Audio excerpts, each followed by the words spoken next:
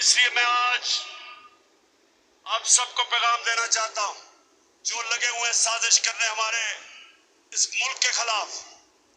ये मेरे खिलाफ साजिश नहीं है, ये मुल्क की सबसे बड़ी जमात के खिलाफ साजिश सिर्फ नहीं है, ये मुल्क के खिलाफ साजिश है, मुल्क की जमहूरियत कमजोर करने की साजिश है। इसके लिए मैं आज आपको कह रहा हूं कि मैं और मेरी पार्टी पूरी जद्दोजहद करेगी, जितना मेरे में स्टेमिना है, और माशाल्लाह क्रिकेट की वजह से स्टेमिना बढ़ा है, मैं पूरी तरह जद्दोजहद करूंगा।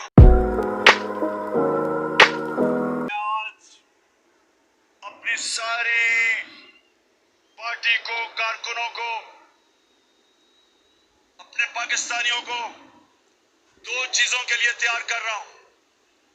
एक कि हमने पूरी तरह जो सैलाब में मुतासरीन हमारे पाकिस्तानी जो आजकल मुश्किलों में पड़े हुए हैं, बड़ा इम्तिहान है मुल्क पे, एक हमने इन सब की मदद करनी है, सारे मुल्क ने मिलकर इनकी मदद करनी है।